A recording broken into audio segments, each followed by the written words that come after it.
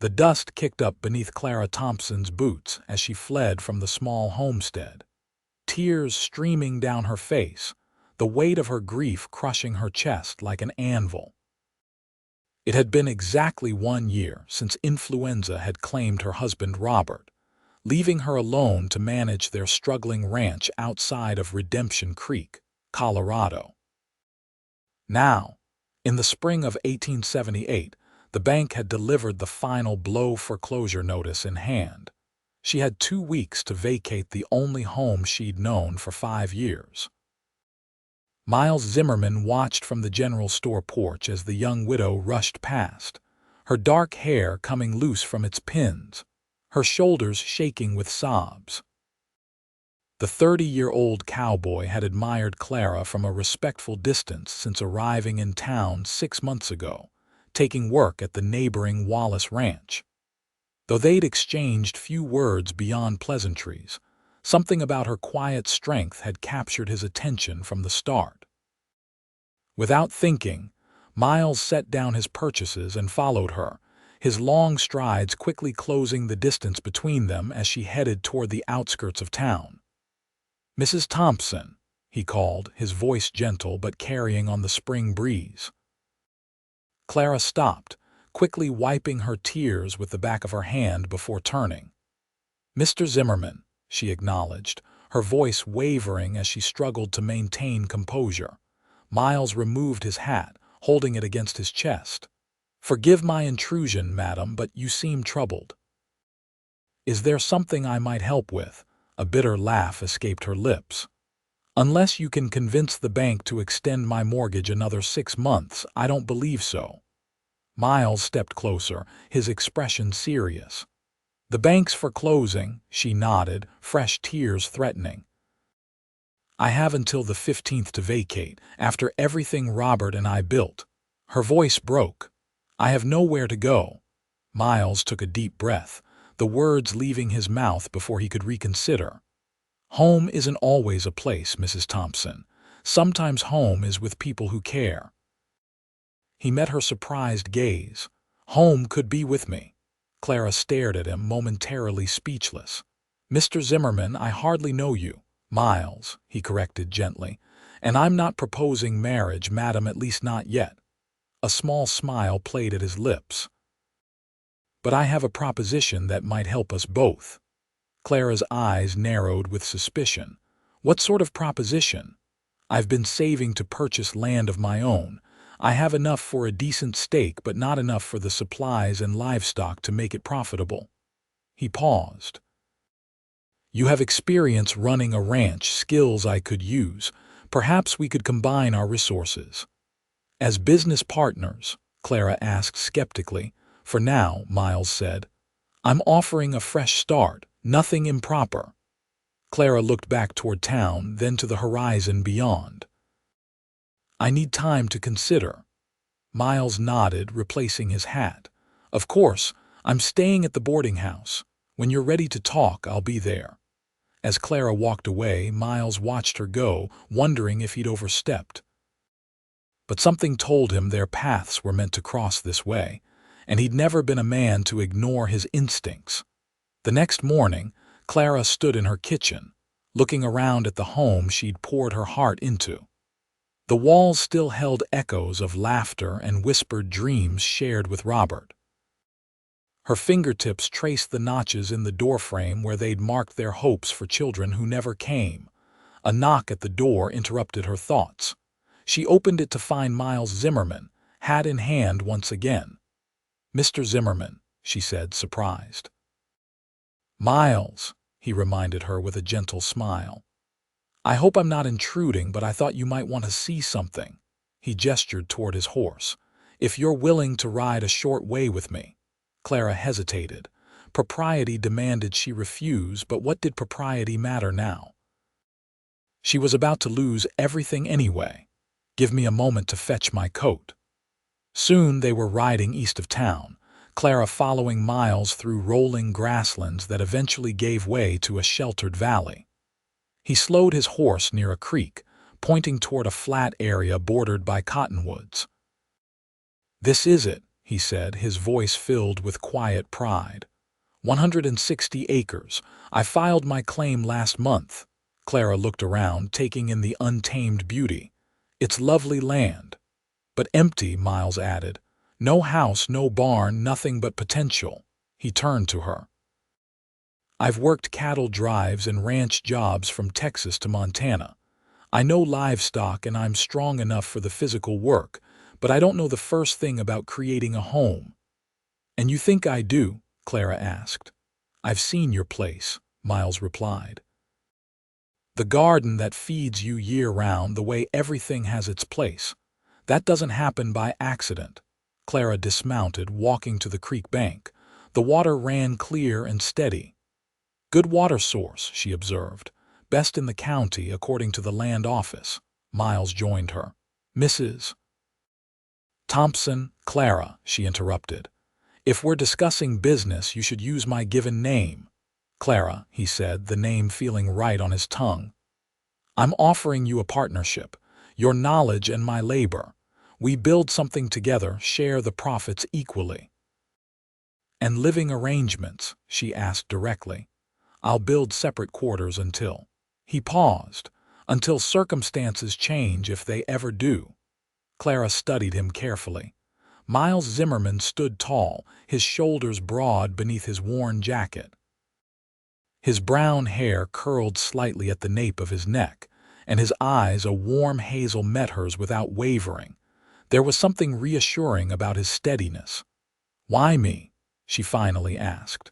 There must be other widows or single women in town more suitable. A slow smile spread across Miles' face. None that can throw a lasso like you can. I saw you roping that stray calf last month. When she looked surprised, he added, I notice things, Clara, I notice you. Clara felt a flush creep up her neck. It had been so long since anyone had truly seen her. I'll need time, she said. The bank gave you 2 weeks, he reminded her gently. I'm offering a way forward, not backward. You wouldn't be replacing what you lost, you'd be building something new. The truth of his words resonated within her. Maybe it was time to stop clinging to ghosts. I'll need to see your finances, she said, and we should have a written agreement. Miles broke into a wide smile. Does that mean you're considering it? It means I'm not dismissing it outright, Clara corrected, but her own lips twitched upward. 3 days later, Clara sat across from Miles at her kitchen table, papers spread between them. He had been forthright about his savings, nearly $800, accumulated over years of careful frugality. Combined with what little she would have after selling her remaining livestock, it might just be enough to build a modest start. We'll need a house first, Clara said, making notes. Something small but sturdy. I was thinking we start with the barn, Miles countered. We can live simply at first, but the animals will need shelter before winter. Clara looked up, realizing he was right. You've thought this through. I've had this dream a long time, Miles admitted, just never had someone to share it with. Their eyes met briefly before Clara looked away, uncomfortable with the flutter in her chest. It was too soon for such feelings, or perhaps too late. She was 26, had loved and lost already. Whatever this arrangement with Miles became, she needed to protect her heart. If we do this, she said carefully, there must be clear boundaries. Of course, Miles agreed quickly. And if either of us wishes to dissolve the partnership, we divide everything fairly. Miles nodded. I'll have Mr. Daniels draw up the papers tomorrow. He hesitated. Clara, I want you to know I respect you. Whatever happens between us will be your choice always. Clara studied him, searching for any sign of deception, but found only earnestness in his expression. Very well, Mr. Zimmerman. It seems we have an agreement. Miles extended his hand, and Clara took it. His palm was warm and calloused against hers, the handshake sealing more than just a business arrangement. It was the beginning of something neither could fully imagine. The next 2 weeks passed in a flurry of activity. Clara sold what she couldn't take, packed her personal belongings, and said goodbye to the home she had shared with Robert. The day she locked the door for the final time, she allowed herself one last moment of grief before climbing onto the wagon beside Miles. "Ready?" he asked gently. Clara nodded, unable to speak past the lump in her throat. As they left town, several people stopped to watch. Clara heard the whispers, speculation about her relationship with Miles, judgment about how quickly she had moved on. She held her head high, refusing to let their gossip touch her.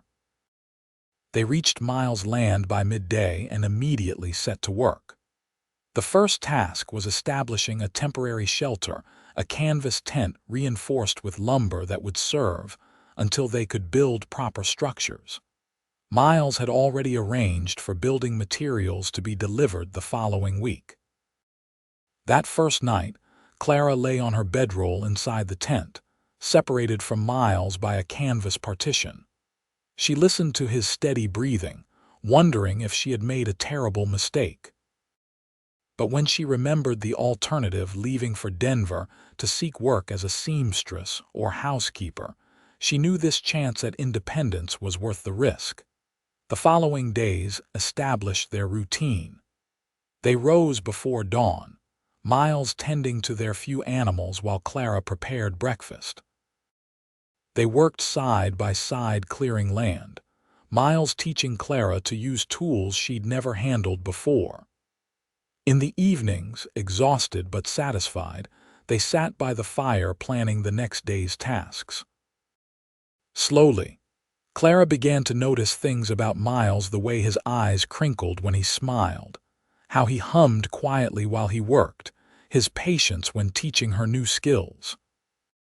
He never mentioned her tears when memories of Robert surfaced unexpectedly, simply offering a handkerchief and continuing his work nearby, a silent support. By the end of June, the foundation for the barn was laid, and they had constructed a more substantial shelter, a one-room cabin with a stone fireplace.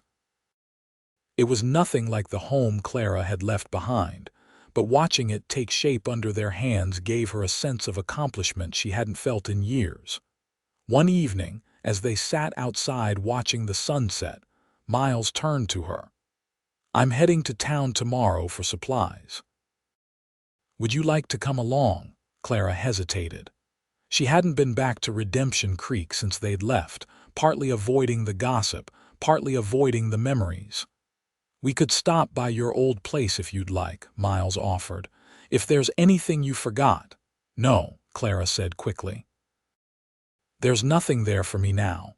Miles studied her face in the fading light. "You know, it's all right to remember him." Clara stiffened. "I don't want to talk about Robert." "Maybe you should," Miles suggested gently. "You've barely mentioned him since we started this venture." "What good would it do?" Clara asked, her voice tight. "He's gone. Remembering only makes it harder." Miles was quiet for a moment.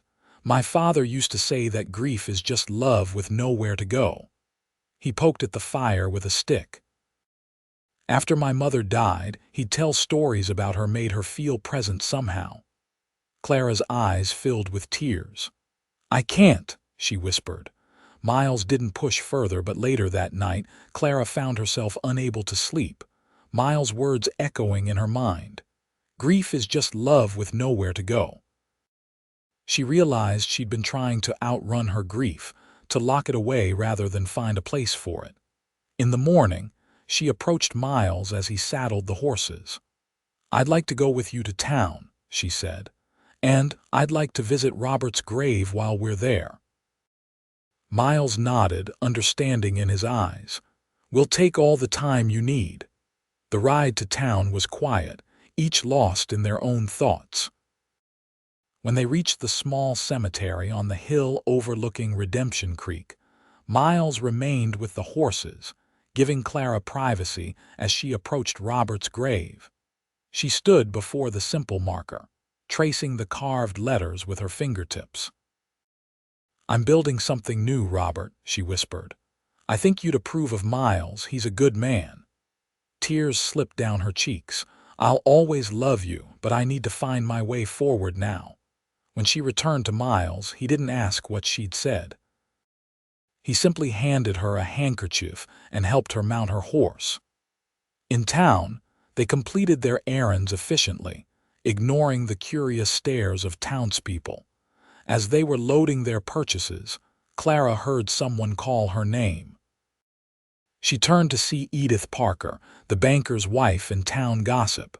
"Clara Thompson, I hardly recognized you," Edith exclaimed, eyes roving over Clara's practical work clothes and sun-browned skin.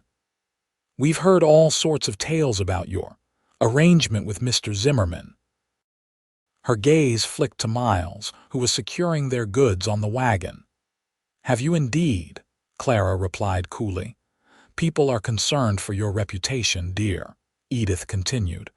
"A respectable widow living unchaperoned with a bachelor, Mrs. Parker," Clara interrupted, finding strength she didn't know she possessed. "Mr. Zimmerman saved me from destitution when your husband's bank took my home. Whatever arrangement we have is our business alone." Miles appeared at Clara's side. "Is everything all right, Clara?" "Perfectly fine," Clara replied, holding Edith's gaze. "Mrs. Parker was just expressing concern for my welfare." Miles tipped his hat politely. "Rest assured, madam, Mrs. Thompson is treated with nothing but respect." Edith sniffed. "Well, I should hope so. Good day to you both." She walked away, clearly disappointed by their united front. As they drove out of town, Miles glanced at Clara. "You handled that well," Clara shrugged.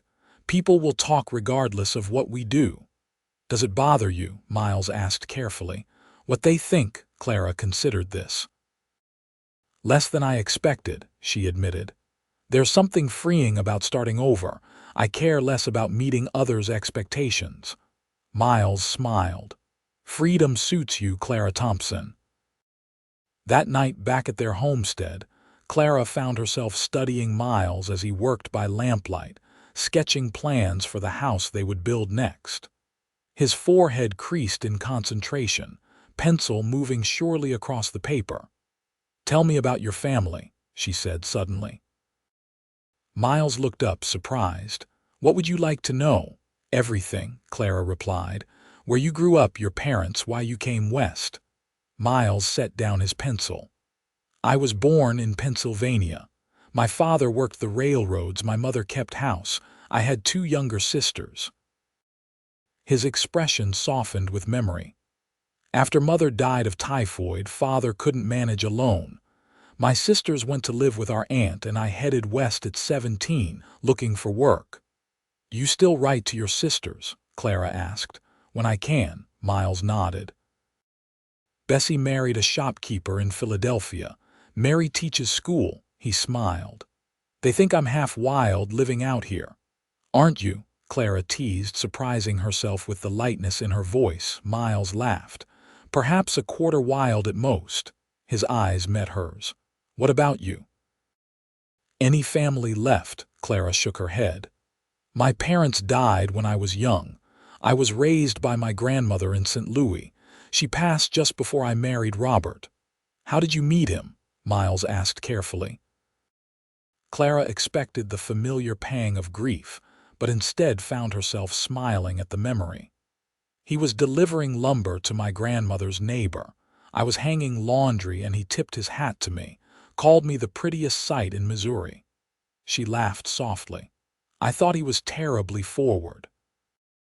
"But he won you over," Miles observed. "He was persistent," Clara acknowledged, "and kind. When grandmother fell ill, he brought soup every Sunday after church." Her smile faded. "When she died, he proposed, said we could start fresh out west." "You were brave to come," Miles said. "Many women wouldn't have taken such a risk." Clara looked around their simple cabin. "Apparently, I make a habit of taking risks." Miles' gaze was warm. "I'm glad of it." Something shifted between them that night, a new openness. A willingness to share not just work but stories, hopes, pieces of themselves. In the weeks that followed, their conversations continued. filling the evenings with a deepening friendship that Clara hadn't expected. By August, the barn was completed, and they had begun construction on a proper house. The framework stood like a skeleton against the sky, promising shelter before winter arrived. They had acquired a small herd of cattle and 2 milk cows, plus chickens that provided fresh eggs daily. One sweltering afternoon, Clara was tending the vegetable garden they'd established when she heard shouting. She looked up to see Miles running from the creek, waving his arms. Behind him, dark clouds gathered on the horizon, the unmistakable sign of a summer storm rolling in fast. "Get the animals," he called as he reached her. "I'll secure the building materials." Clara ran to the barn, herding the chickens inside and ensuring the cattle in the nearby pasture had shelter beneath the cottonwoods. The wind picked up, bending the tall grass in waves. She had just reached the barn when the first fat raindrops began to fall. Miles appeared moments later, soaked to the skin, his shirt clinging to his shoulders. "Everything's tied down," he panted. "This is going to be a bad one." No sooner had he spoken than a deafening crack of thunder shook the air. Clara jumped, instinctively moving closer to Miles. He placed a steadying hand on her arm. "We should stay here until it passes," he said, gesturing to the barn. "The cabin might not be safe if this gets worse." They settled in the hayloft, watching through the open loft door as the storm intensified. Rain came in sheets, wind howling around the barn's sturdy walls. Lightning split the sky in brilliant flashes, followed by thunder that Clara felt in her bones. "I've always been frightened of storms," she admitted, drawing her knees to her chest. "Really?" "I've always loved them," Miles replied. "All that power, that energy, it's like the sky is reminding us who's really in charge." A particularly close lightning strike illuminated Miles' face, his expression alive with wonder rather than fear. Clara found herself watching him instead of the storm, fascinated by his perspective. When he turned and caught her staring, neither looked away. In the dim light of the barn, with rain drumming on the roof and the world washed clean outside, something elemental passed between them. Miles reached out slowly, giving her time to pull away, and tucked a strand of hair behind her ear. His fingertips lingered against her cheek. "Clara," he whispered, her name a question. Clara's heart raced. She knew she stood at a crossroads: step toward him or step away. Honor Robert's memory or embrace a new possibility. Lightning flashed again, illuminating truth she could no longer deny. She had come to care deeply for this man who had offered her a home when she had none, who worked beside her without complaint, who respected her mind and her strength. "Miles," she answered, leaning toward him. His lips met hers gently, a question rather than a demand. Clara answered by sliding her hand to his neck, drawing him closer. The kiss deepened, awakening feelings she had thought buried with her husband. When they finally parted, Miles rested his forehead against hers. "I've wanted to do that since the day I followed you out of town," he confessed. "Is that why you offered me partnership?" Clara asked, suddenly uncertain. Miles drew back, his expression serious. "No, I offered partnership because I needed your skills, but I followed you that day because something in me couldn't bear to see you crying." He took her hands in his. "I'm falling in love with you, Clara Thompson. I don't expect you to feel the same yet, but I needed you to know." Clara studied their joined hands. "I care for you too," she said quietly. "More than I expected to, more than I thought possible." She met his eyes. "But I'm afraid." "Of what?" "Of losing again," she admitted. "Of opening my heart only to have it broken." Miles brought her hand to his lips. "I can't promise we won't face hardship, but I can promise I'll never willingly leave you. Whatever comes, we'll face it together." The storm began to ease, rain softening to a gentle patter. Neither moved from their place in the hayloft, the moment too precious to break. "What happens now?" Clara asked eventually. Miles smiled. "Now we build our house, plant our crops, grow our herd." His thumb traced circles on her palm. "And perhaps, when you're ready, we make our partnership more permanent." "Are you proposing, Mr. Zimmerman?" Clara asked, a smile playing at her lips. "Not yet, Mrs. Thompson," he replied, "but consider yourself forewarned that I intend to when the time is right." As summer turned to fall, Clara and Miles worked harder than ever, racing to complete the house before winter. The two-bedroom structure was modest but sturdy, with a stone fireplace, a proper kitchen, and windows that caught the morning light. Clara had insisted on the second bedroom partly for propriety, partly because she wasn't quite ready to take the final step in their relationship. Miles respected her boundaries, never pushing for more than she offered, though their evenings now often ended with lingering kisses by the fire. Clara found herself thinking less of what she had lost and more of what she was gaining, not just security and a home, but companionship and, increasingly, love. The first snow fell in early November, blanketing their land in pristine white. Clara stood at the window of their completed house, watching Miles break ice on the cattle trough. She had spent the morning baking bread and preparing stew, the domestic tasks bringing unexpected contentment. When Miles came in, stomping snow from his boots, his cheeks ruddy from cold, Clara felt a surge of affection so strong it nearly took her breath away. "Something smells wonderful," he said, hanging his coat by the door. "Beef stew," Clara replied. "It'll be ready soon." Miles crossed to her, wrapping his arms around her waist from behind, his chin resting on her shoulder as they both looked out at their land. "Happy?" he asked quietly. Clara turned in his embrace, meeting his gaze. "Yes," she answered truthfully. "Are you?" "More than I ever imagined possible," Miles said. He reached into his pocket. "I have something for you." He withdrew a small wooden box, clearly handmade. Clara opened it to find a simple gold band nestled inside. "I've been working on this for weeks," Miles said, suddenly nervous. "Melted down a gold piece I've carried since my first cattle drive." He took a deep breath. "Clara Thompson, will you marry me? Make our partnership permanent?" Clara looked from the ring to Miles' hopeful face. The answer came easily, without the guilt or hesitation she might have expected. "Yes," she said. "Yes, I will." Miles' face broke into a joyous smile as he slipped the ring onto her finger. "It fit perfectly when?" he asked, drawing her close. "Christmas," Clara suggested. "We could invite your sisters." Miles nodded enthusiastically. "We'll have the preacher come out from town. Start the new year as husband and wife." As they kissed, sealing their promise, Clara felt the final piece of her heart heal. She would always carry Robert in her memory, but her future belonged to Miles and the life they were building together. The weeks before Christmas passed in happy preparation.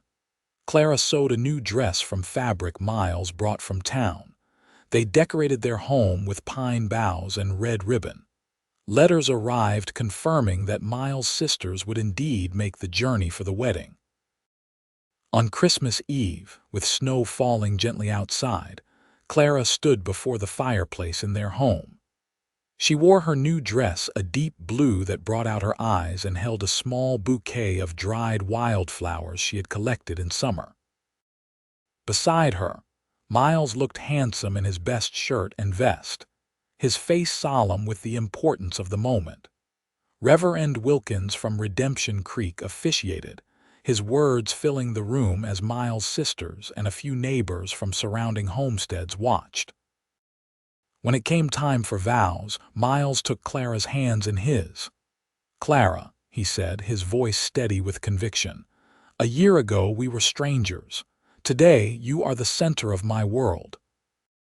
I promise to work beside you, to respect your strength and wisdom, to cherish your heart, and to build our dreams together for all our days." Clara blinked back tears. "Miles, You offered me home when I had none. Not just shelter, but understanding, partnership, and love. I promise to stand with you through whatever challenges come, to share your joys and sorrows, and to love you faithfully for the rest of my life." As they exchanged rings, Clara's handcrafted gold band, and a matching one she had secretly purchased for Miles, Clara felt the rightness of this moment, this choice, this man. "By the authority vested in me," Reverend Wilkins proclaimed, "I now pronounce you husband and wife. Mr. Zimmerman, you may kiss your bride." Miles drew Clara into his arms, his kiss conveying all the love and promise of their future together. Around them, their small gathering of guests applauded. Later, after the celebration had ended and their guests had departed, Miles and Clara stood on the porch of their home, looking out at the moonlit expanse of their land. "Happy, Mrs. Zimmerman?" Miles asked, his arm around her waist. Clara leaned into his embrace, contentment filling her heart. "More than I ever thought possible," she answered truthfully. "When I walked away from my old home in tears that day, I never imagined I'd find something better." Miles turned her to face him, his expression serious. "That day I told you home could be with me. I meant it then as a promise of shelter, but now I understand what home really is." His hand cradled her face. "It's this, you and me building a life together." Clara rose on tiptoes to kiss him, her heart full. "You were right all along. Home isn't a place." She smiled against his lips. "Home is with you." As Miles swept her into his arms to carry her across the threshold of their bedroom, Clara knew with certainty that her journey of grief had led her exactly where she was meant to be, in the arms of a man who saw her strength, respected her mind, and loved her completely. Together, they would build not just a ranch, but a life filled with purpose, partnership, and love that would endure through all seasons.